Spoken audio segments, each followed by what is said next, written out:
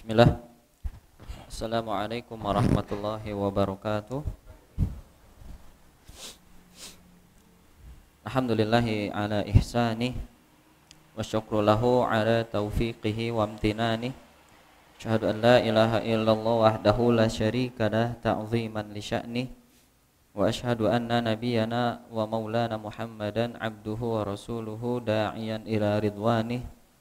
Salawatullahi wa salamuhu alaihi wa ala alihi wa ashabihi wa ikhwani.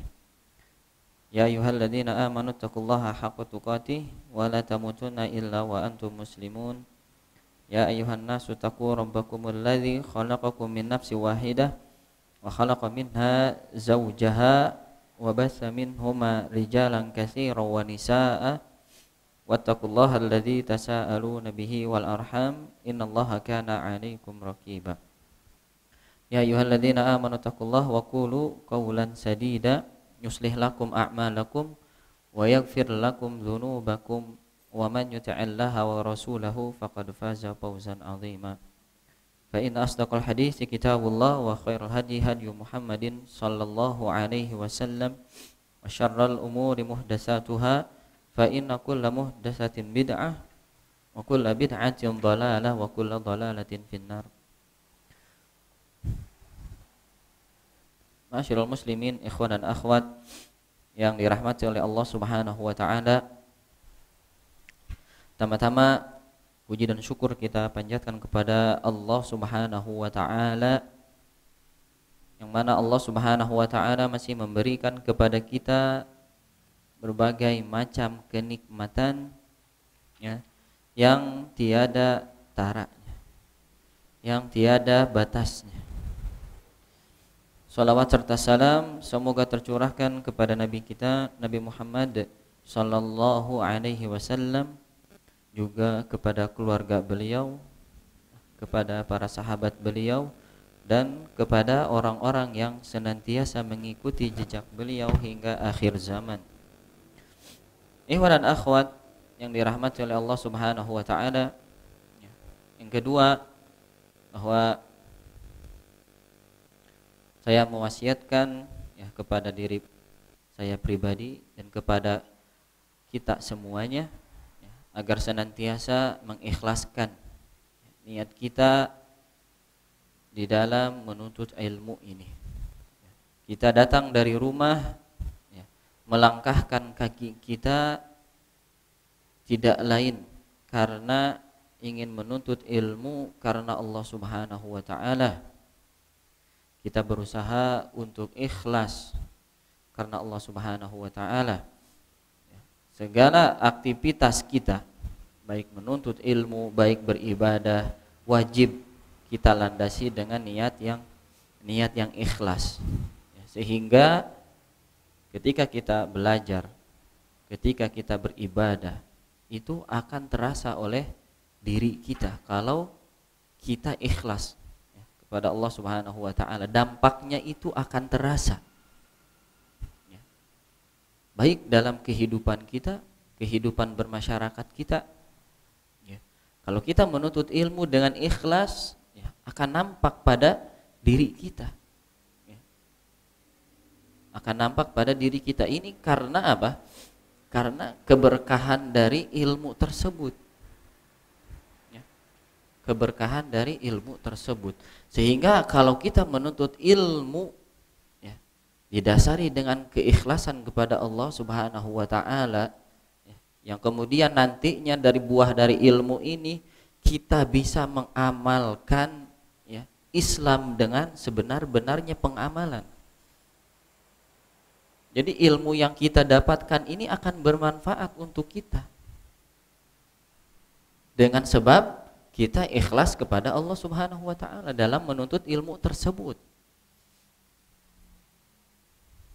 Bukan karena kita menuntut ilmu bukan karena ada orang di sana, atau mungkin karena kita ingin bertemu dengan ikhwan-ikhwan yang lain. Tapi kita niatkan, kita berangkat dari rumah ini karena ingin belajar. Kita ikhlas kepada Allah Subhanahu wa taala. Sehingga ilmu itu akan bermanfaat untuk kita.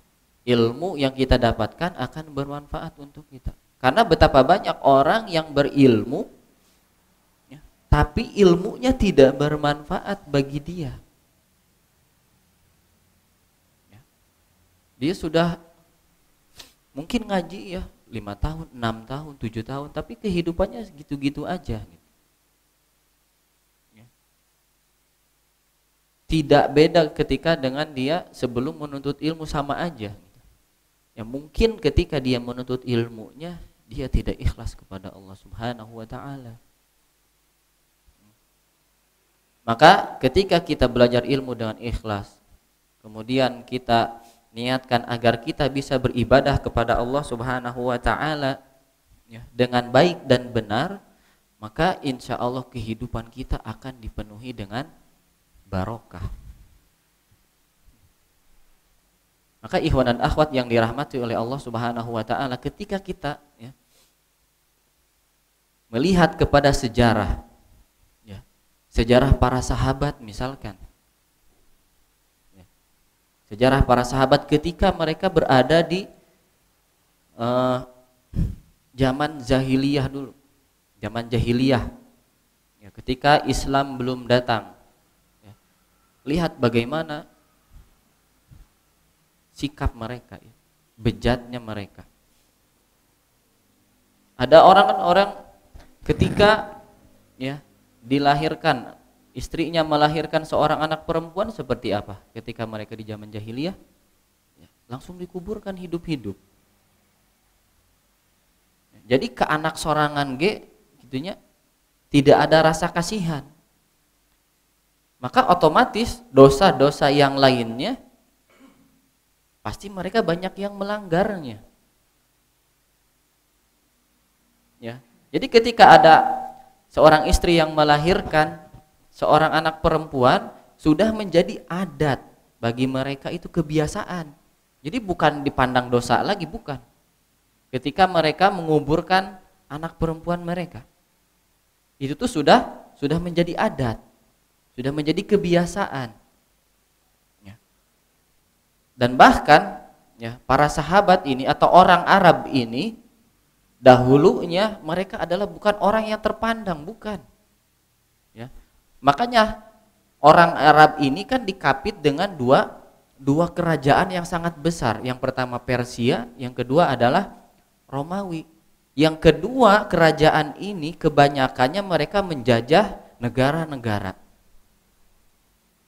Tetapi mereka tidak pernah menjajah orang Arab. Karena apa? Ya karena mereka mau menjajah apa gitu dari orang Arab. Mereka itu orang yang dipandang rendah oleh negara yang lainnya. Jadi buat apa ya menjajah orang Arab? Karena tidak ada manfaatnya bagi mereka. Tetapi ketika, ya, Islam datang kepada mereka, kemudian mereka berusaha untuk mengamalkan Islam yang baik dan benar, ya, maka kehidupan mereka dibuat barokah oleh Allah Subhanahu wa taala. Yang tadinya adalah negara yang tidak terpandang menjadi bisa mengalahkan dua kerajaan ini. Maka seluruh dunia menjadi apa? Menjadi geger gitu ya. Menjadi ternyata ada orang Arab yang bisa mengalahkan dua kerajaan ini. Padahal dulunya mereka bukan orang yang terpandang, sangat direndahkan.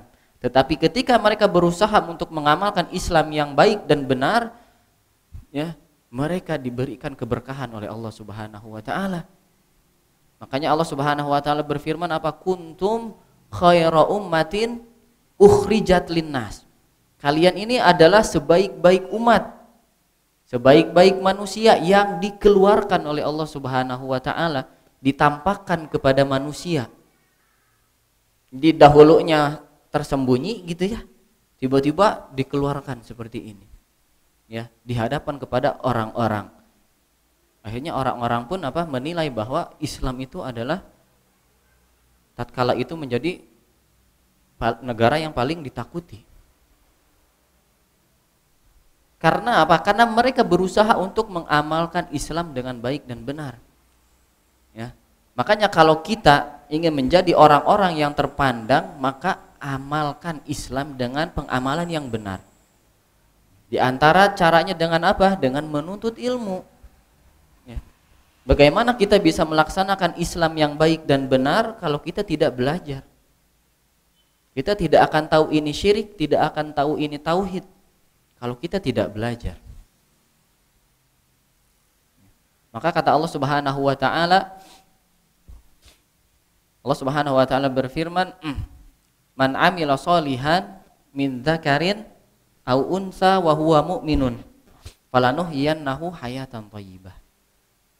Barang siapa yang beriman, yang man 'amila sholihan, yang beramal soleh, baik laki-laki ataupun perempuan, dalam keadaan apa? Beriman kepada Allah Subhanahu wa taala.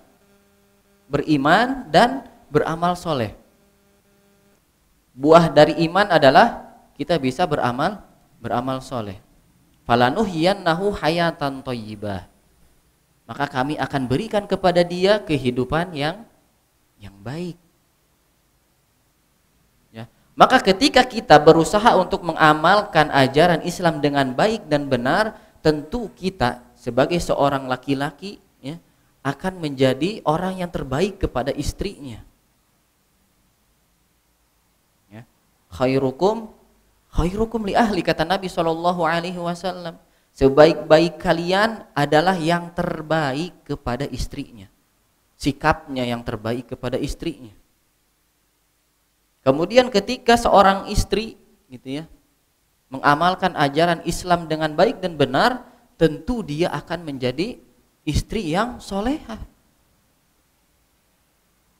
Makanya ketika kita terjadi percekcokan antara suami dan istri, mungkin salah satu dari keduanya ini tidak mengamalkan ajaran Islam dengan baik dan benar.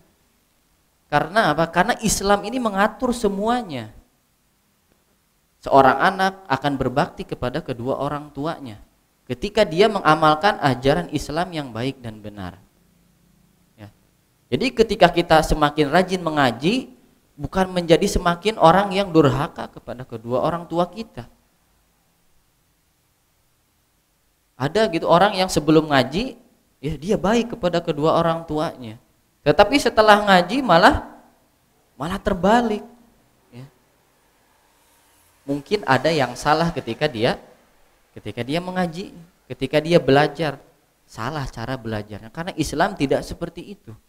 Bahkan kata Allah Subhanahu wa taala apa?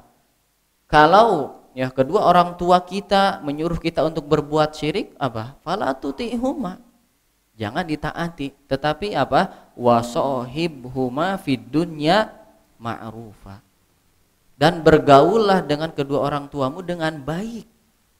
Jadi tetap ya walaupun kedua orang tua kita kafir, kita tetap diperintahkan untuk berbakti kepada kedua orang tua.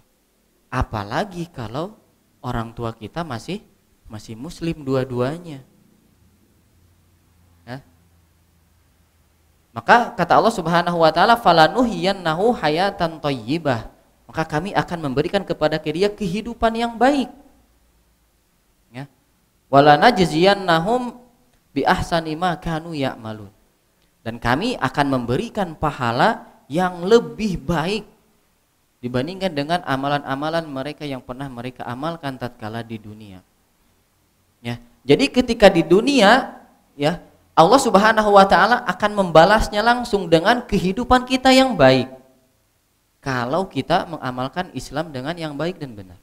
Kemudian ketika di akhirat pun kita pasti akan diberikan pahala oleh Allah Subhanahu wa taala. Syaratnya apa? Kita mengamalkan ajaran Islam dengan baik dan benar. Seperti itu, ya. Baik, ikhwan dan akhwat yang dirahmati oleh Allah Subhanahu wa taala, kita lanjutkan ya pembahasan kitab Awaiqut Thalab, dan terakhir pada pertemuan yang telah lalu kita telah sampai kepada awaiq yang ke-6 atau aiq yang ke-6, yaitu gurur, ujub dan kibr. Dan kita telah membahas tentang gurur dan ujub, tertipu dan ujub. Kemarin pun kita telah sebutkan tentang beberapa perkataan para ulama tentang ujub ini, bahwa ujub ini termasuk kepada syirik, bagian dari syirik. Ya, kalau riya, kita berbuat syirik kepada Allah Subhanahu wa taala dengan makhluk, dengan orang lain. Kalau ujub, kita mensyirikan Allah Subhanahu wa taala, menyekutukan Allah Subhanahu wa taala dengan diri kita. Dan keduanya adalah termasuk dosa besar, ya. Walaupun itu termasuk syirik kecil, tapi tetap yang namanya syirik kecil, dosanya tetap dosa besar. Ya.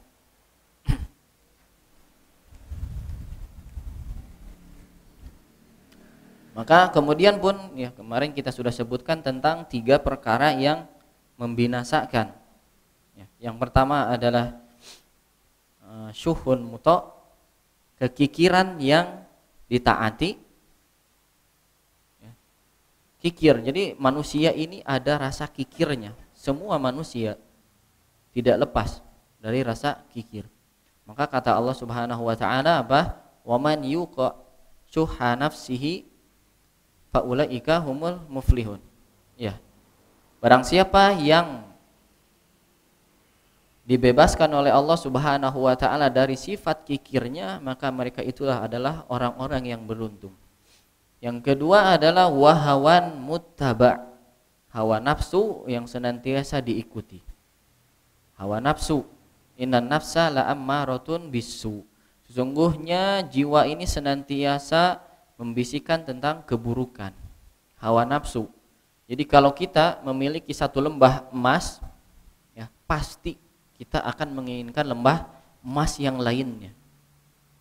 Itu sifat manusia, tidak pernah puas dengan hawa nafsunya. Jadi kalau kita tidak memotong hawa nafsu kita, tidak akan ada habisnya.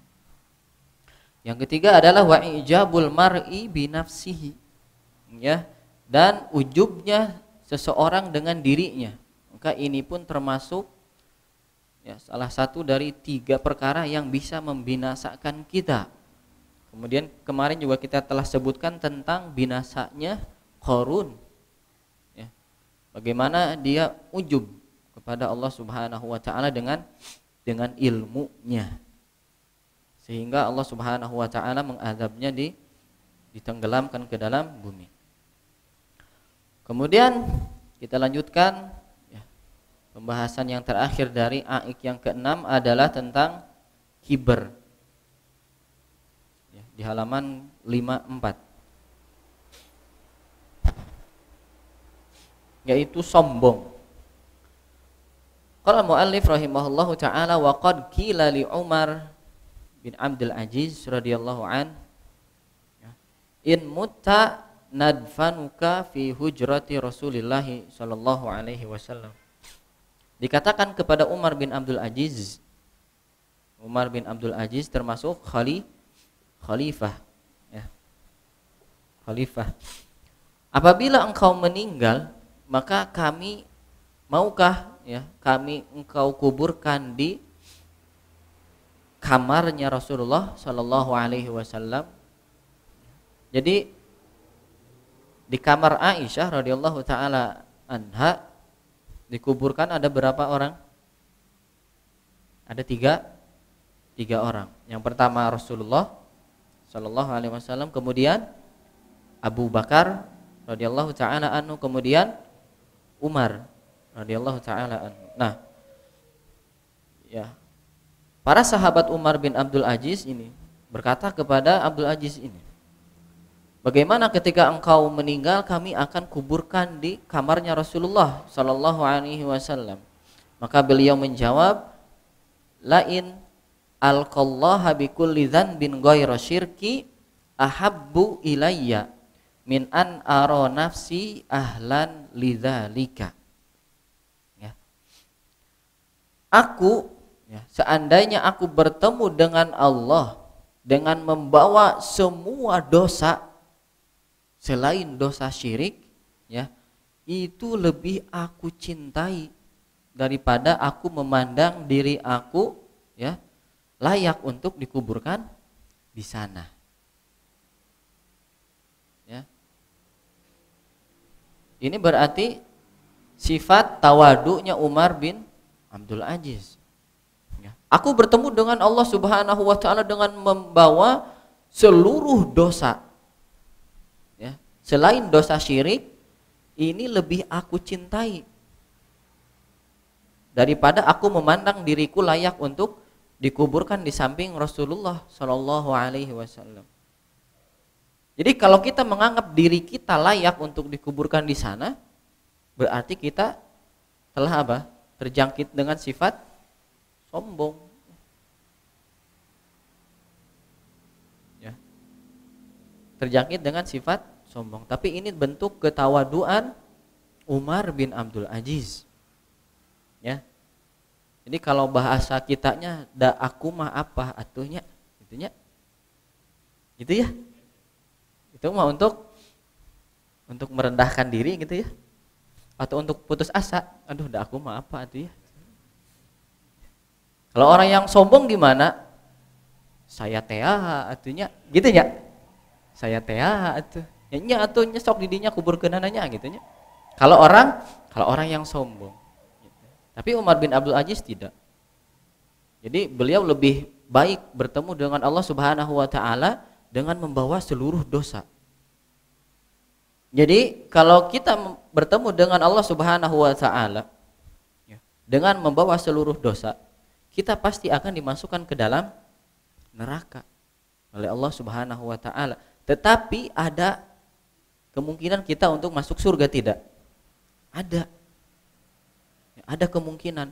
Karena dosa yang kita bawa selain dosa syirik. Ya. Kalau kita yang bawa adalah dosa syirik, ya tentu tidak akan masuk ke dalam surga Allah Subhanahu wa taala. Ya. Beliau berkata, qala fi tahdzibil ihya. Ya.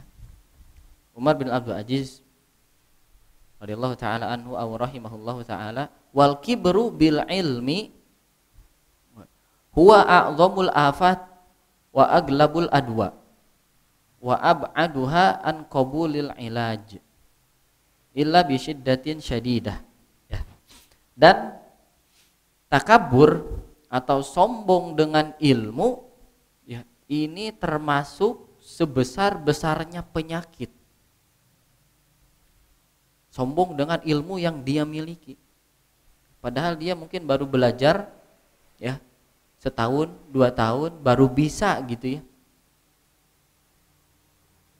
Biasanya kalau orang yang baru belajar ini akan banyak mendebat orang gitu ya. Oh, bukan seperti itu. Ini dalilnya ininya ini, perkataan ulamanya ini. Ya, biasanya seperti itu. Muncul sikap sombongnya dari dia. Ya. Wa aglabul adwa. Ya, sama. Kebanyakan penyakit seperti itu. Ya, sombong. Wa ab'aduha an qabulul ilaj. Dan yang paling jauhnya, ya, paling susah untuk diobati.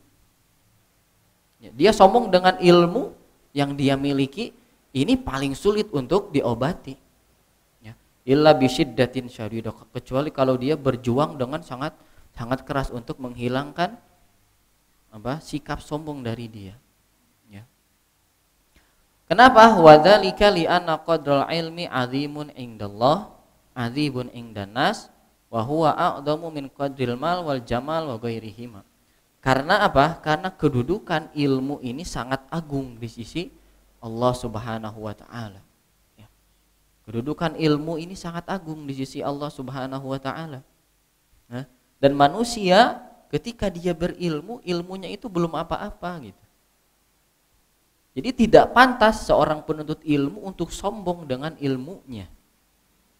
Ya. Kemudian juga ilmu ini agung di sisi manusia. Manusia menghormati ilmu. Semua tahu itu. Kemudian dia juga lebih agung daripada ya nilai harta dan kecantikan, ketampanan. Ya. Jadi kalau ada orang yang cantik, orang yang tampan, tapi kalau dia tidak berilmu, dia bodoh, ya sama aja. Tidak ada nilainya di sisi manusia. Ya, sama saja. Walan yaqdirul alim ya ala daf'il kibar illa bima'rifati amroin. Ya. Dan seorang penuntut ilmu, seorang yang alim, tidak bisa dia menghilangkan sikap kibernya, kesombongannya, kecuali dengan mengetahui dua perkara. Ya. Jadi sikap sombong dari diri kita ini tidak akan hilang kecuali kalau kita mengetahui dua perkara ini. Ya. Yang pertama, ahaduhuma an ya'lama anna hujjatallahi ala ahlil ilmi akidun. Ya. Hendaknya dia mengetahui bahwasanya hujjah Allah, ya, ancaman Allah atau azab Allah kepada orang yang berilmu ini sangat kuat. Ya. Wa annahu yahtamilu minal jahil ma la yahtamilu usyruhu minal alim. Ya. Dan ya, ancaman atau adab Allah kepada orang yang berilmu dibandingkan kepada orang yang jahil ini tidak sampai ke 1/10-nya. Ya. Jadi kalau ada orang yang jahil, dia memang bodoh, tidak tahu hukumnya. Tidak tahu hukumnya tentang haramnya khamar, minuman keras. Ya. Kemudian ada orang yang berilmu, dia sudah paham, dia sudah tahu bahwa khamar itu haram. Ya. Ketika keduanya meminum khamar, maka dosanya lebih besar dengan dosa orang yang sudah tahu. Mungkin ini dosanya 1, ini dosanya bisa 10 kali lipat. Karena apa? Karena dia sudah tahu hukumnya. Kalau orang yang belum tahu hukumnya, dosanya tidak sebesar seperti orang yang sudah tahu, walaupun sama-sama dosa, tapi tingkat ya, kadar dosa dia berbeda. Kadar dosa dia berbeda. Makanya seperti kita beribadah juga seperti itu. Kalau ada orang yang beribadah ya, hanya ikut-ikutan saja. Orang lain wudu ya dia wudu, orang lain sholat ya dia sholat gitu. Tetapi dia tidak pernah mempelajari tata cara sholat. Maka pahalanya akan berbeda dengan orang yang belajar cara ruku yang benar seperti apa, belajar wudu yang benar seperti apa, pahalanya pun akan berbeda. Walaupun kedua-duanya mendapatkan pahala, tetapi pahalanya berbeda. Nah, maka orang yang berilmu dengan orang yang tidak berilmu pun ketika dia melakukan dosa, ancaman kepada orang yang berilmu ini lebih keras, azabnya lebih keras.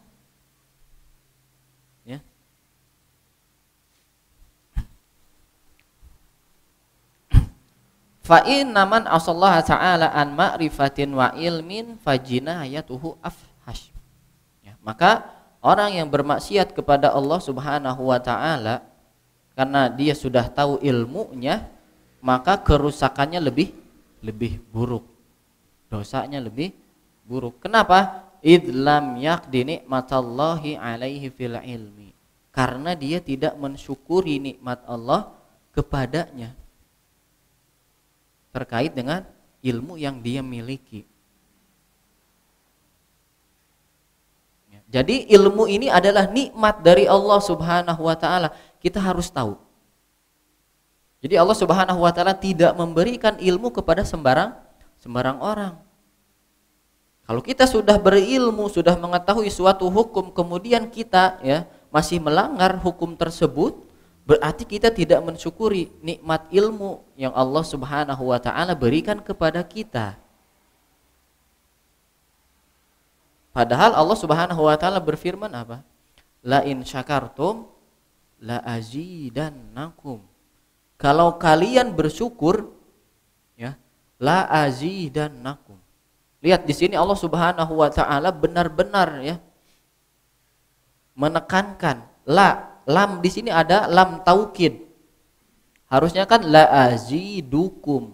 Maka pasti aku akan menambahkan kepada kalian. Tetapi Allah Subhanahu wa taala ketika menambahkan lam taukid ya untuk menekankan, lam untuk penekanan, Allah Subhanahu wa taala pun memberikan nun taukid di sana. Nun taukid sakilah namanya. Kalau di ilmu nahwu, la azidannakum, benar-benar pasti kata Allah Subhanahu wa taala kami akan menambahkan nikmat tersebut. Akan ditambah nikmat yang ada pada kalian. Wala in kafartum inna adzabi lasyadid. Kalau kalian kufur, maka di sini Allah Subhanahu wa taala pun masih memberikan lam taukid dan nun taukid. Ya. Inna adzabi lasyadid. Sesungguhnya adabku benar-benar sangat pedih. Maka ketika Allah Subhanahu wa taala memberikan kepada kita ilmu, ya, kita harus mensyukuri ilmu tersebut. Ya. Jangan sampai kita kufur kepada Allah Subhanahu wa taala dengan ilmu yang kita miliki.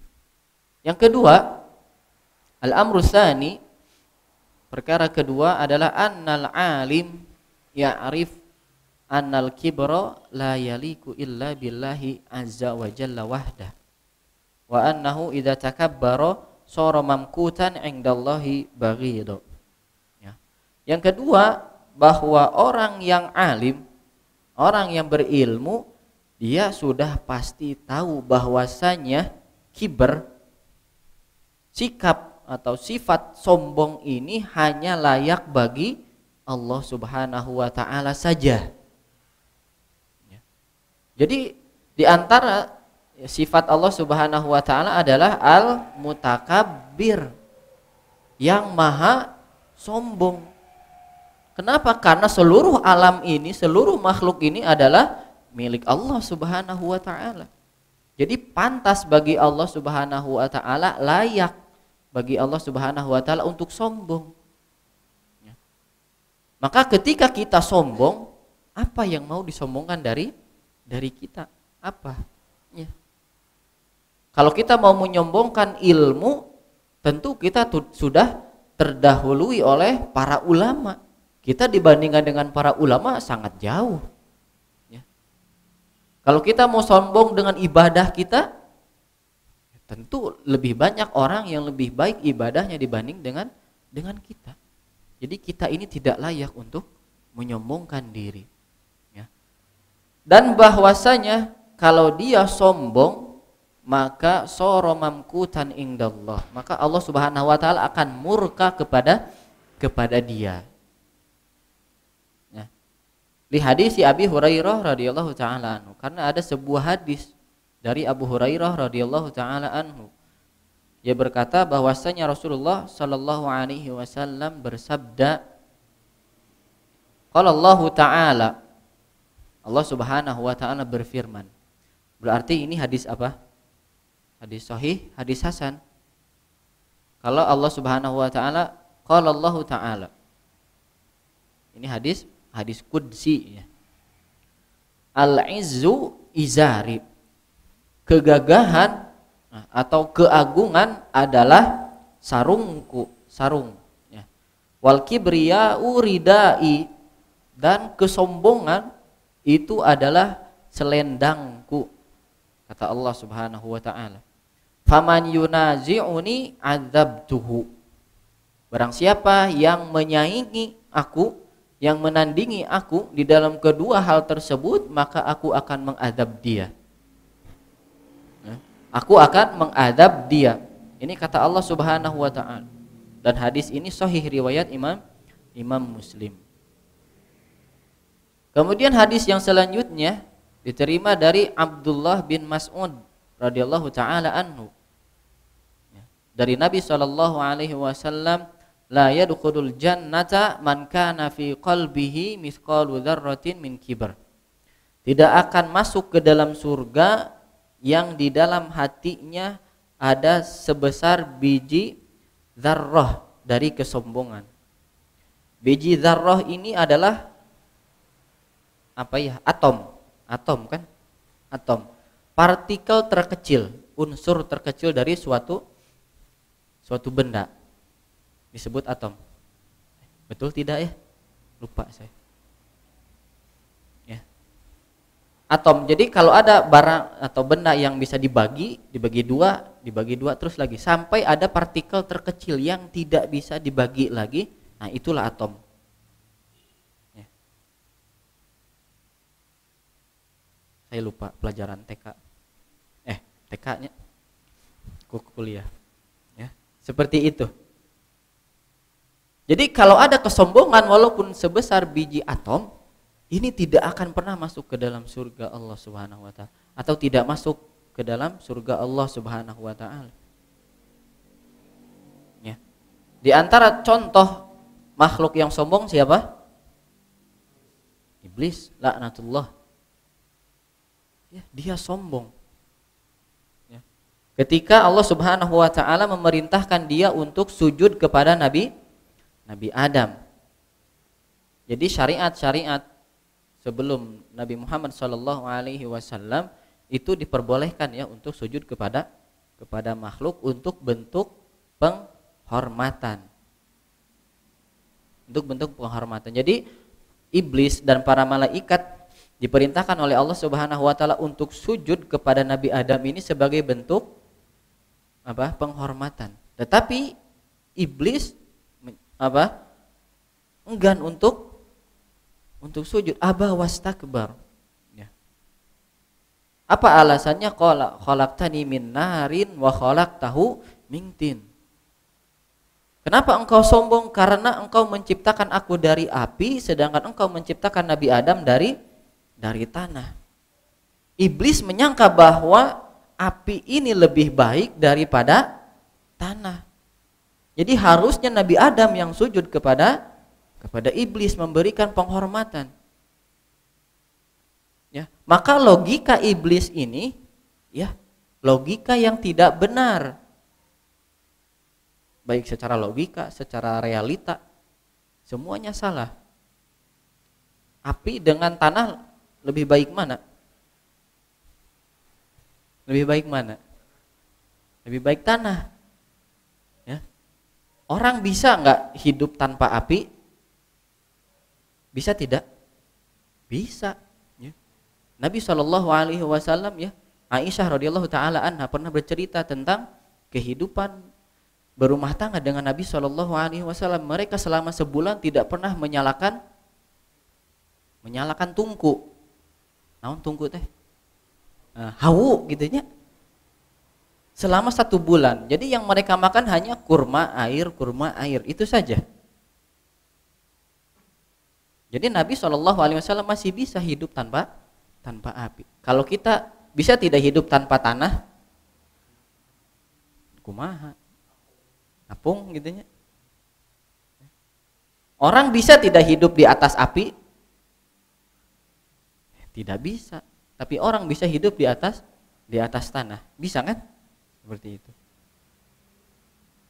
Jadi logika iblis ini sangat keliru. Ya. Logika iblis sangat keliru. Kalau api disiram air, apinya gimana? Mati. Kalau tanah disiram air, menjadi subur. Ya. Orang bisa tak nyuhungkeun api gitu, nyuhungkeun api lah sakedik gitu ya. Bisa, tapi kalau kita nyuhungkeun tanah lah sakotak we gitu. Ya. Bisa tidak? Tidak bisa. Ya, bahkan harga tanah lebih mahal daripada harga apinya. Harga tanah naik terus gitu ya tiap tahun. Jadi secara logika, secara realita pun sama. Bahwa tanah ini lebih baik daripada api. Daripada api. Karena apa? Karena kesombongan iblis ini. Ya. Kesombongan yang salah. Kalau di kehidupan kita misalkan ada orang yang seperti ini ya. Saya ini lebih baik daripada kamu. Gitu gitu ya. Saya nilainya 40 tuh, kamu mah nilainya 100. Seperti itu. Jadi logika dia salah. Dia menyangka bahwa 40 ini lebih baik daripada 100. Nah, seperti itu pula iblis laknatullah.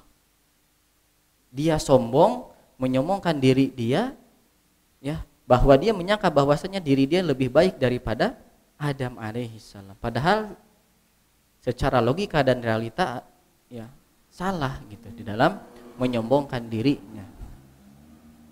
Nah, makanya iblis tidak akan pernah masuk ke dalam surga Allah Subhanahu wa taala. Bahkan sudah dilaknat. Faqala rajulun, maka ada seseorang yang berkata, innar rajula yuhibbu an yakuna thawbuhu hasanan wa na'luhu hasanatan. Qala innallaha jamilun yuhibbul jamala al-kibru batarul haqqi wa ghamtun nas. Ada seseorang yang bertanya kepada Rasulullah sallallahu alaihi wasallam, sesungguhnya ada seseorang yang menyukai untuk bajunya terlihat bagus, kemudian sandalnya terlihat bagus. Jadi para sahabat pun ada yang menyangka bahwa kesombongan ini ketika dia memakai pakaian yang baik, yang bagus, gitu ya. Kemudian memakai sandal yang bagus. Maka kata Nabi SAW, sesungguhnya Allah maha indah dan menyukai keindahan. Jadi itu mah bukan sifat sombong gitu. Ya, makanya ketika kita melihat ada teman kita yang memakai pakaian yang mungkin ya pakaian mahal gitu ya, bagus, itu tuh bukan sifat kesombongan. Kemudian sandalnya atau sepatunya bagus, itu tuh bukan sikap kesombongan, bukan. Ya. Al-kibru, kata Nabi SAW, al-kibru batarul haq wa ghamtun nas. Kiber ini di dalam syariat, di dalam agama kita adalah menolak kebenaran. Itu yang pertama. Sombong itu adalah menolak kebenaran. Ya. Walaupun dia orang miskin, ya, bajunya mungkin kusut dan yang lainnya. Selama dia menolak kebenaran yang datang kepada dia, maka itu adalah sikap kesombongan dari dia. Ya. Walaupun dia orang miskin. Ketika datang dalil qala Allah Ta'ala, qala Rasulullah sallallahu alaihi wasallam, kemudian berkata para sahabat, berkata para ulama, tetapi dia tetap menolaknya. Itu mah tidak masuk akal katanya. Jadi akhirnya dia menolaknya. Maka itu adalah sikap kesombongan. Yang kedua adalah wa ghamtun nas. Kemudian dia merendahkan manusia. Ya. Di sini disebutkan ghamtun nas ihtiqaruhum. Jadi ghamtun nas adalah ihtiqarun nas, meremehkan manusia. Itulah baru sikap kesombongan. Meremehkan manusia maksudnya apa? Berarti dia menyangka bahwa dirinya lebih baik dari dia. Nah, itulah yang dimaksud dengan kesombongan. Yang pertama, ketika kita menolak kebenaran yang datang kepada kita. Kemudian yang kedua, kita merendahkan manusia. Dan kita telah menyelesaikan haik yang keenam tentang ujub, gurur dan takabur. Masih ada waktu, ya, kita lanjutkan ke pembahasan yang ketujuh. Al-aiku as-sabi. Izin minum dulu.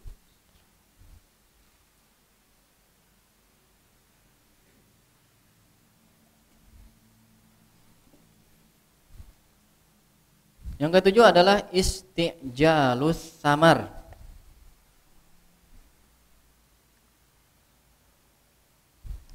Tergesa-gesa di dalam memetik hasil. Istijal itu apa? Tergesa-gesa. Ya, istijal adalah tergesa-gesa. Kalau kata Ibnu Qayyim rahimahullah ta'ala di dalam kitabnya, Kitab Ar-Ruh, bahwa tergesa-gesa ya, adalah keinginan untuk mendapatkan sesuatu sebelum tiba waktunya. Tergesa-gesa di dalam meraih sesuatu, mendapatkan sesuatu sebelum waktunya. Maka ada kaidah yang ditulis oleh para ulama, man istajala syai'an qabla awanihi uqiba bihirmani. Barang siapa yang tergesa-gesa ingin memetik sesuatu sebelum waktunya, maka dia tidak akan mendapatkan sesuatu tersebut. Akan diharamkan bagi dia untuk mendapatkan sesuatu tersebut. Kita misalkan ya menanam padi yang harusnya kita panen setelah 6 bulan, ya, sudah 4 bulan kita panen. Ya, maka apa yang akan kita dapatkan? Padinya tidak bagus gitu ya. Buahnya belum sempurna. Akhirnya apa? Yang dapatkan malah kerugian sama kita. Itulah buah dari tergesa-gesa. Karena apa? Sebabnya apa? Kata Ibnu Qayyim rahimahullah ta'ala, sebab terbesarnya adalah keinginannya terhadap sesuatu tersebut. Ya. Keinginan yang besar ingin mendapatkan sesuatu tersebut, ya, dengan cara yang instan. Ya. Jadi bukan mie saja yang instan. Ya. Jadi manusia itu kebanyakannya seperti itu, pengen yang instan, pengen cepat gitunya, tergesa-gesa. Ini termasuk penyakit. Ada yang belajar baru 1 tahun, 2 tahun, dia ingin sudah merasakan hasilnya. Tidak bisa. Ilmu itu sangat luas. Kalau kita melihat sejarah para ulama di dalam menuntut ilmu, tentu kita akan takjub. Para ulama ini ada yang 30 tahun bersafar, meninggalkan rumahnya hanya untuk menuntut ilmu. 30 tahun, bayangkan, menuntut ilmu. Kita mungkin baru 10 tahun, baru 5 tahun, ya. Sudah ingin melihat hasilnya. Maka ini terlalu tergesa-gesa. Maka sifat tergesa-gesa ini merupakan sifat yang tercela, ya. Allah Subhanahu wa taala berfirman, wa kanal insanu ajula. Dan sifat manusia ini tergesa-gesa. Ini dicela oleh Allah Subhanahu wa taala. Ini termasuk sifat yang tercela. Maka tergesa-gesa ini, ya, para ulama menyebutkan ada 2. Tergesa-gesa yang pertama adalah tergesa-gesa yang tercela. Yang kedua tergesa-gesa yang diperbolehkan. Boleh, ada tergesa-gesa yang diperbolehkan. Ya, ada. Yang pertama, contoh tergesa-gesa yang tercela adalah kita tergesa-gesa di dalam berdoa.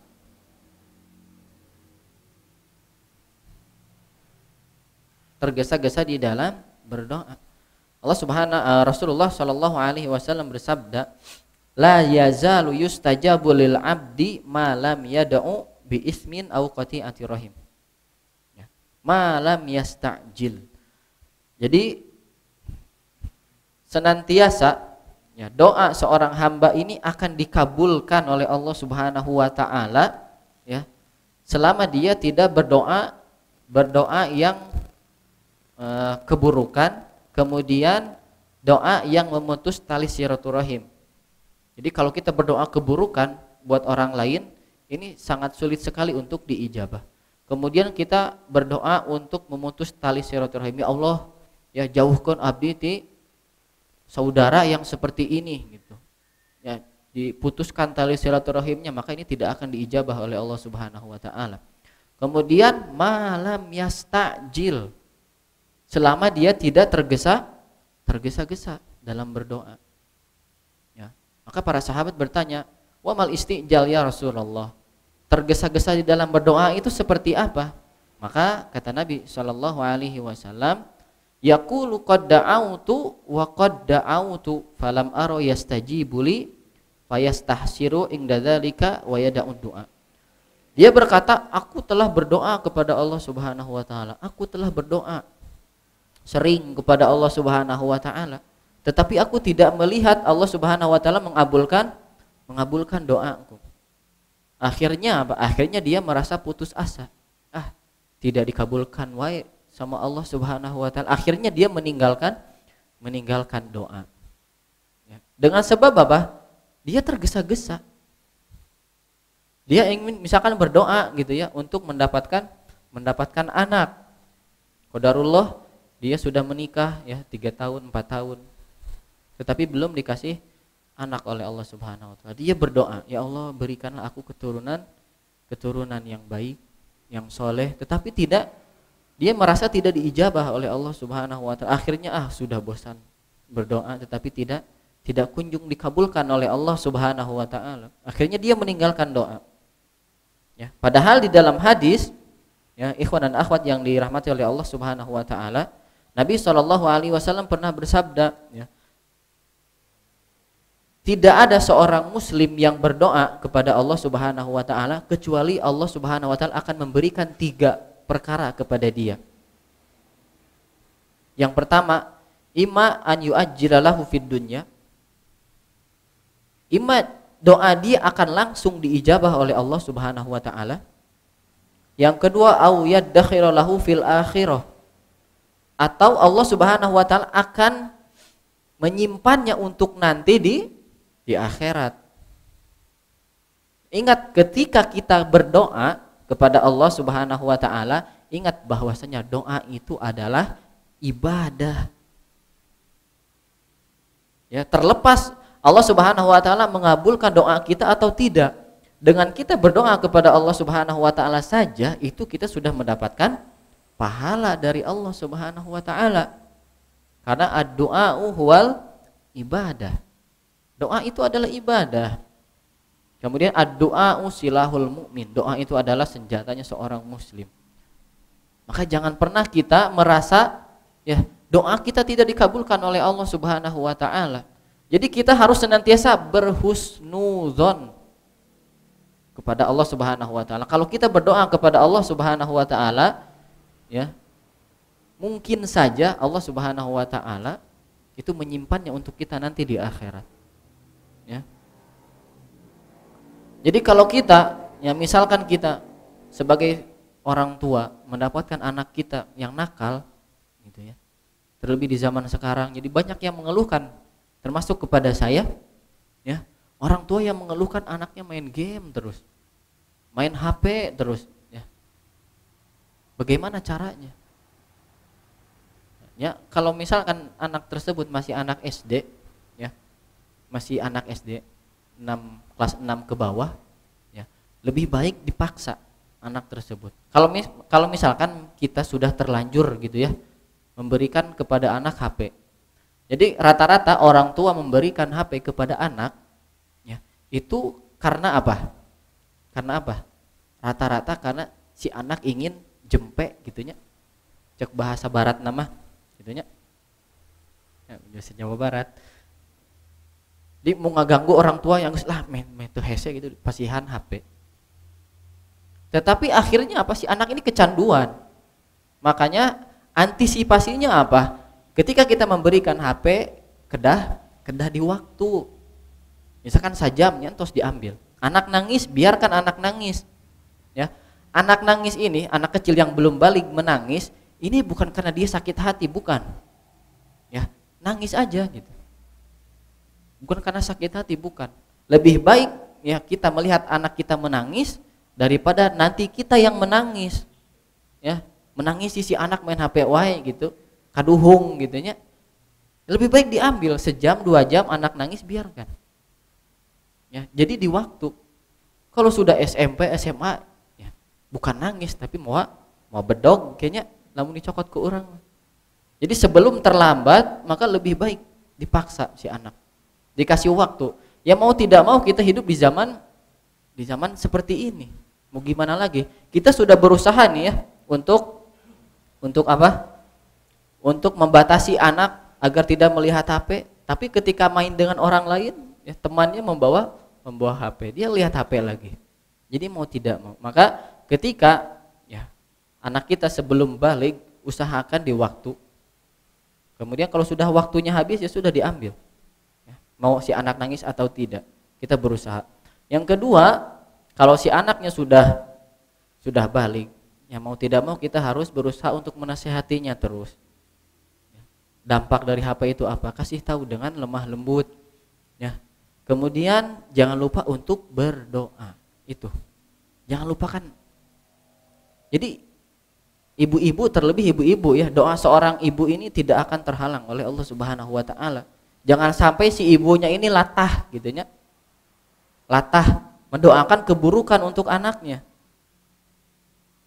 Jadi pernah ada kisah seorang ulama ya, yang dia kecelakaan gitu ya, sampai kakinya harus diamputasi. Si horeng ya, kapungkurna orang tuanya mendoakan dia apa? Latah gitu, nggak sengaja. Jadi si anak ini sedang bermain dengan burung dia. Si burung nanti masuk ke lubang gitu ya. Masuk ke lubang. Dia tarik kakinya, ternyata kakinya buntung. Ya, si ibunya apa? Kaget gitu ya, latah. Buntung si amaneh gitu ya. Tiba-tiba apa? Doanya terkabul oleh Allah Subhanahu wa taala. Tetapi tidak langsung gitu ya, tidak langsung ketika dia sudah menjadi ulama.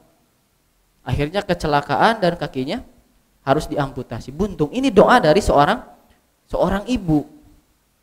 Makanya seorang ibu jangan sampai latah mendoakan keburukan bagi anaknya. Terus doakan. Ya mungkin Allah Subhanahu wa taala tidak langsung mengijabah doa dia. Tetapi terus berdoa, jangan sampai bosan. Kita mungkin sering ya mendengar ceramah-ceramah tentang Imam As-Sudais, hafizahullah taala, Imam Masjid Al-Haram. Dulunya dia adalah anak yang nakal, ya, hese di pepatahan, gitu ya. Tetapi ya suatu saat dia pulang ke rumahnya kokotoran, gitunya, kokotoran, bajunya kotor. Akhirnya ibunya marah, ya. Akhirnya apa? Dia latah ibunya, gitu. Tidak sengaja mendoakan anaknya, mana sing jadi imam Masjidil Haram gitunya, latah. Dan akhirnya apa? Doanya terijabah oleh Allah Subhanahu wa taala. Ya. Dan kata Syekh Muhammad bin Shalih Al Utsaimin ya di dalam kitabnya kitabnya lupa. Ya betapa banyak ya orang tua yang mengalami anaknya yang nakal. Tetapi dia tidak pernah bosan untuk berdoa kepada Allah Subhanahu wa taala. Dia senantiasa berdoa kepada Allah Subhanahu wa taala, berhusnudzon kepada Allah Subhanahu wa taala. Akhirnya apa? Akhirnya Allah Subhanahu wa taala merubah dia menjadi orang yang saleh. Jadi tidak ada kata terlambat di dalam berdoa. Jadi kalau kita berdoa kepada Allah Subhanahu wa taala, imma doa kita langsung diijabah oleh Allah Subhanahu wa taala, itu yang pertama. Yang kedua, imma an yaddakhira lahu fil akhirah. Yang kedua, itu akan disimpan oleh Allah Subhanahu wa taala untuk di akhirat. Yang ketiga, au yasrifu anhu su'a mislaha. Atau Allah Subhanahu wa taala akan memalingkan dia, menyelamatkan dia dari keburukan yang akan menimpa dia yang setara dengan doa dia yang dia panjatkan. Ya. Barangkali harusnya kita tabrakan gitu ya, kecelakaan, tabrakan mobil, tetapi dengan sebab doa kita ya, doa kita Allah Subhanahu wa taala menyelamatkan kita. Ya. Dipalingkan dari kita keburukan yang semisal dengan doa kita. Ya. Kita meminta mobil misalkan kepada Allah Subhanahu wa taala. Ya. Ternyata kita dihindarkan oleh Allah Subhanahu wa taala dari tertabrak mobil. Maka itu senilai dengan keinginan yang kita inginkan. Kalau kita ketabrak mobil, mungkin kita akan mengeluarkan biaya ya di rumah sakit sebesar biaya mobil tersebut gitu, 300 juta misalkan. Ya. Kalau kita tertabrak, kita harus mengeluarkan uang sebesar 300 juta di rumah sakit. Maka ini adalah ya, 3 opsi dari Allah Subhanahu wa taala. Ketika kita berdoa, maka jangan tergesa-gesa di dalam berdoa. Ya, jangan tergesa-gesa. Harus sabar. Ingat, Allah Subhanahu wa taala ini adalah janji dari Allah Subhanahu wa taala, pasti. Ud'uni astajib lakum. Kata Allah Subhanahu wa taala, berdoalah kalian kepadaku, pasti aku kabulkan. Ya. Pasti aku kabulkannya. Apakah setahun, 2 tahun, mungkin 20 tahun yang akan datang baru dikabulkan oleh Allah Subhanahu wa taala. Ya, intinya kita tetap berhusnudzon kepada Allah Subhanahu wa taala. Itu contoh ya sikap tergesa-gesa yang tercela. Yang kedua, ya, tergesa-gesa yang tercela diantaranya adalah tergesa-gesa, ya, untuk mendatangi masjid ketika sudah diikomatkan. Ya.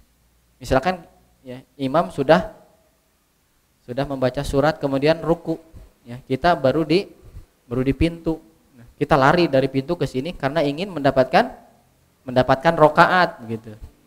Ya, maka ini tidak boleh, ya. Tidak boleh. Saking tidak ingin terlambat, ingin mendapatkan pahala jamaah gitu misalkan.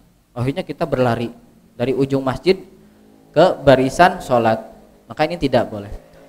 Kata Nabi SAW, la idza thuwiba lis-shalat fala ta'tuha wa antum tas'auna. Apabila salat sudah ditegakkan, maka janganlah kalian mendatanginya dengan tergesa-gesa. Ya. Wa'tuha wa 'alaikumus sakinah. Ya. Datangilah dengan keadaan tenang. Fama adraktum fasallu wa ma fatakum fa'atimu. Apa yang kalian dapatkan dari salat tersebut, ya sudah salat. Kalau yang terlewat maka sempurnakan. Jadi jangan terburu-buru. Karena kita sudah tahu kan kalau kita mendapatkan ruku bersama imam, maka kita akan mendapatkan satu rakaat. Akhirnya kita terburu-buru. Maka ini dilarang oleh Nabi SAW. Kemudian tergesa-gesa yang selanjutnya yang tercela adalah tergesa-gesa dalam menuntut ilmu. Nah, ini pun sifat yang tercela dalam tergesa-gesa, ya. Karena menuntut ilmu ini perlu kesabaran yang ekstra, ya. Jangan kira ketika kita datang nih ke kajian sekarang kita langsung mendapatkan apa yang disampaikan oleh ustadznya. Tidak semua. Mungkin kita harus memurajaah lagi tulisan kita di rumah, ya, membaca bukunya lagi, baru kita, oh ternyata maksud ustadz itu seperti ini, baru paham ketika di rumah. Karena kita ini bukan para sahabat, bukan para ulama. Ketika mendengar satu kalimat langsung hafal. Tidak. Kita berbeda, ya, dengan para sahabat, dengan para ulama. Maka tidak boleh tergesa-gesa di dalam menuntut ilmu. Baru setahun 2 tahun sudah ingin merasakannya, sudah ingin mendakwahkannya, ya. Sudah ingin dilihat orang. Oh, si itu juga pernah menuntut ilmu di sana. Gitu. Ini tidak boleh, tidak baik, ya. Karena kalau kita tergesa-gesa dalam menuntut ilmu, nanti ilmunya tidak barokah bagi kita. Ya. Yang selanjutnya, yang keberapa itu? Yang keempat, tergesa-gesa dalam memberikan fatwa.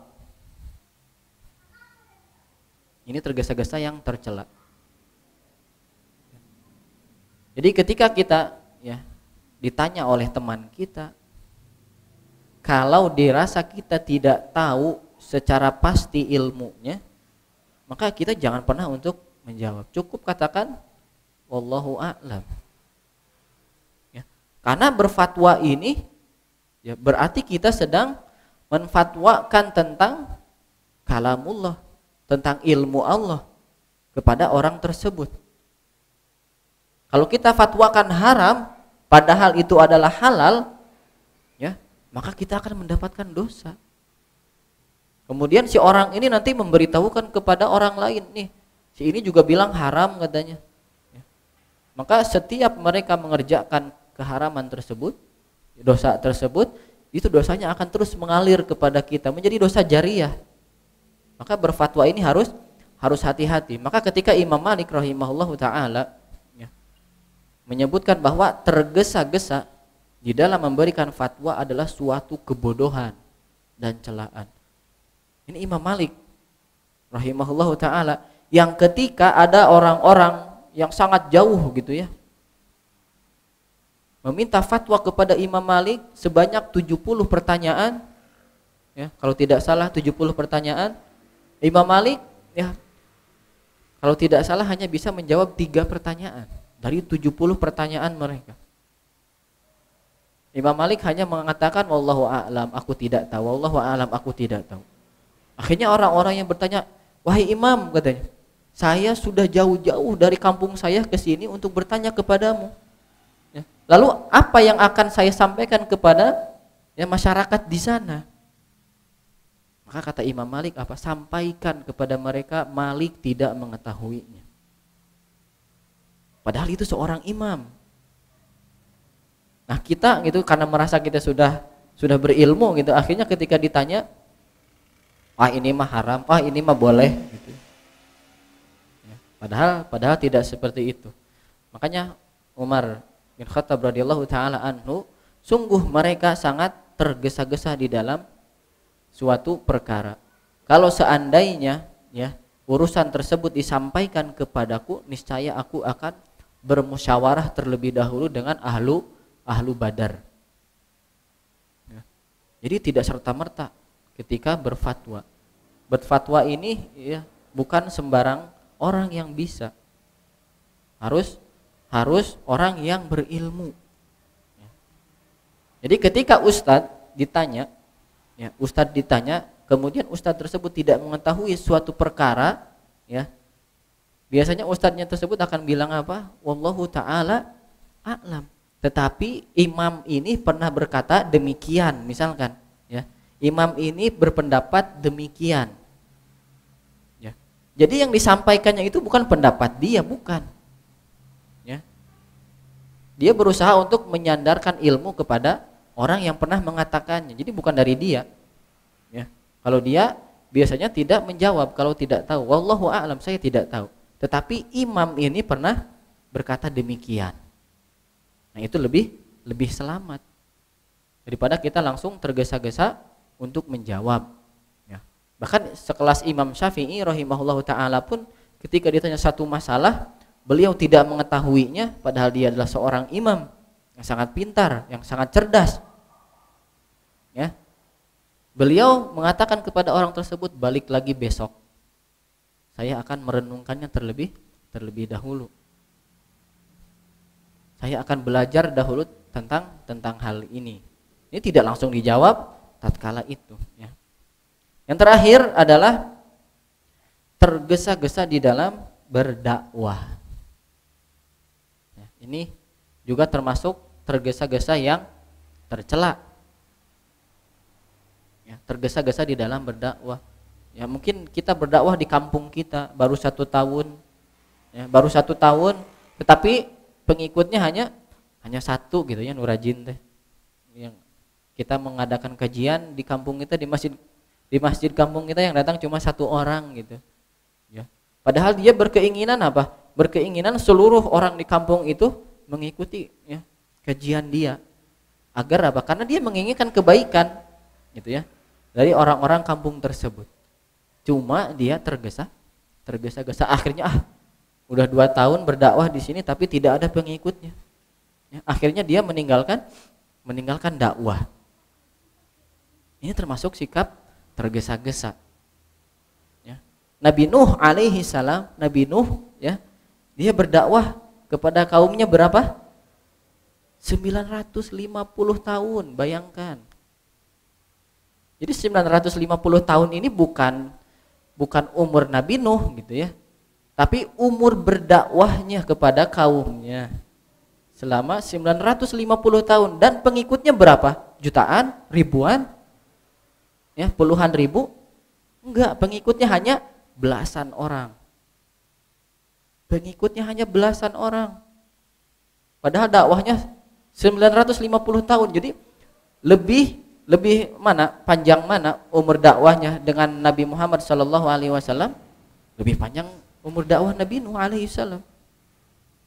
Ya, bahkan ya di dalam sejarah-sejarah kita temukan bahwa bahkan ada seorang nabi yang berdakwah tidak ada pengikutnya sama sekali. Apakah nabi tersebut berhenti dakwah? Tidak, tetap berdakwah walaupun tidak ada pengikutnya. Maka jangan tergesa-gesa di dalam berdakwah. Kita mungkin mendakwahkan orang tua kita, mungkin kedua orang tua kita masih ada dalam kesyirikan. Kita sudah berusaha untuk mendakwahinya, terus jangan jangan bosan untuk mendakwahinya. Nabi Ibrahim alaihi salam ya, senantiasa mendoakan untuk bapaknya ya, ketika masih hidup agar masuk ke dalam Islam. Tetapi Allah Subhanahu wa taala mentakdirkan apa? Bapaknya mati dalam keadaan kafir. Mati dalam keadaan kafir. Dan Nabi Ibrahim pun terus mendoakannya gitu walaupun sudah meninggal. Maka Allah Subhanahu wa taala bantah. Ya. Allah Subhanahu wa taala larang karena kalau sudah kafir ya mau gimana mendoakan lagi sudah kafir gitu kan. Gak mungkin ketika di kuburan kita doakan agar masuk Islam gitu. Ya gimana? Gak bisa. Maka jangan tergesa-gesa di dalam berdakwah. Terus dakwahi dengan baik dan lembut kepada kedua orang tua kita. Mungkin ada seorang istri yang sudah hijrah tapi suaminya belum, jangan bosan untuk mendakwahinya. Jangan ujuk-ujuk minta cerai, jangan. Kalau dirasa dia ada kemungkinan untuk berubah gitu, untuk berhijrah, maka jangan bosan untuk mendakwahinya, mendoakannya. Dengan tetap bergaul dengan baik dengan suaminya. Ya begitu pula dalam kehidupan kita seluruhnya ya. Kita berdakwah dengan teman kita, masyarakat kita dan yang lainnya, jangan tergesa-gesa. Ya, karena hidayah itu milik Allah Subhanahu wa taala. Kita hanya bisa mendakwahkan saja. Hasilnya kita serahkan kepada Allah Subhanahu wa taala. Udah lewat 5 menit. Sedikit lagi. Yang kedua adalah tersikap tergesa-gesa yang diperbolehkan. Ini ada 5 diantaranya yang disebutkan di dalam kitab Hilyatul Auliya. Yang pertama, tergesa-gesa di dalam menghadirkan hidangan, menghadirkan makanan untuk tamu. Maka ini diperbolehkan untuk tergesa-gesa. Kita buru-buru ketika datang tamu ke rumah kita buru-buru untuk menyediakan makanan. Ya. Nabi Ibrahim alaihissalam ketika datang tamu, ya di dalam Al-Quran disebutkan yang para tamu itu adalah malaikat. Ya. Nabi Ibrahim buru-buru menyembelih anak sapi. Gitu ya. Padahal tamunya tidak dikenal gitu kan. Tapi buru-buru menyembelih sapi, dihidangkan, walaupun tidak dimakan akhirnya. Ya. Yang kedua, watajhizul mayyit idza mata. Menyegerakan pengurusan mayit. Ya, kalau ada yang meninggal, buru-buru. Jangan ditunda lagi. Ya. Ditunda gitu, nunggu anak yang di Jakarta belum datang gitu. Anak yang di Sumatera belum datang, ditunggu. Jangan. Ya. Harusnya anak yang di luar kota ini datang ketika orang tuanya masih hidup, masih sakit misalkan. Jangan pas mendengar kabar kematiannya baru datang. Ini menyusahkan ya. Yang ketiga, watazwijul bikr idza adrokat. Menyegerakan menikahkan seorang perempuan ya, kalau sudah ada calonnya. Sudah ada yang melamar ya sudah nikahkan. Jangan nunggu lagi. Tunggu ya nanti 10 tahun lagi mau kuliah dulu. Mau kerja dulu putri kitanya gitu ya. Jangan. Kalau misalkan si anak perempuan ini sudah mau menerima pinangan tersebut, maka segerakan. Jangan ditunda lagi. Jadi saya punya teman gitu ya. Ngelamar ya, cocok, akhirnya langsung dinikahkan tatkala itu. Padahal si laki-lakinya teman ini maunya mungkin nanti bulan Safar gitu ya. Safar Rengna gitu ya. Tapi kata si orang tuanya, langsung saja nikahkan sekarang. Langsung dinikahkan. Ngapain nunggu lagi gitu kan? Itu yang ketiga. Yang keempat, waqada udain idza wajaba. Menyegerakan untuk membayar hutang. Ya. Kita sudah tahu kita punya hutang ke teman kita, ke orang lain gitu. Kita pun sudah ada uangnya tapi ditunda, engke we lah. Ya. Biasanya orang yang berhutang ini kecanduan. Ya. Maka boleh berhutang tapi jangan sering-sering. Karena hutang ini candu. Jadi kalau udah minjem sekali kesana teh jadi menggampangkan. Pinjam 100.000 ke teman bisa kebayar, pinjam lagi besok, terus aja pinjam. Ya walaupun dirasa kita mampu untuk membayarnya, tapi jangan dibiasakan. Dan di dalam Islam pun diperbolehkan untuk berhutang. Bahkan orang yang memberikan hutang kepada temannya, menghutangi temannya, maka dia akan mendapatkan pahala. Karena ini termasuk mempermudah urusan orang lain. Yang terakhir adalah wataubah minadzambi idza adnama. Bertaubat ya, apabila dia telah melakukan dosa. Tergesa-gesa di dalam bertaubat langsung. Ya. Jadi kita semua pasti berbuat salah dan dosa. Tetapi yang paling bagus adalah ketika kita berdosa, kita langsung menyesal. Langsung bertaubat kepada Allah Subhanahu wa taala. Maka ini diperbolehkan, bahkan wajib gitu ya. Kalau kita berbuat dosa, langsung kita harus bertaubat kepada Allah Subhanahu wa taala. Jangan nunggu matahari terbit dari barat ya. Atau menunggu nyawa kita ada di kerongkongan. Gak bisa. Seperti Firaun taubat kepada Allah Subhanahu wa taala, beriman kepada Nabi Musa alaihissalam, tapi nyawanya sudah di kerongkongannya, sudah terlambat, tidak bisa lagi. Ya, mungkin itu yang bisa kita sampaikan pada kesempatan kali ini. Kita belum membaca ya, penjelasan dari muallif di sini. Kita lanjutkan di pertemuan yang akan datang. Ya. Subhanakallahumma wa bihamdika asyhadu an la ilaha illa anta astaghfiruka wa atubu ilaik. Wa akhiru da'wana alhamdulillahi rabbil alamin. Wassalamualaikum warahmatullahi wabarakatuh.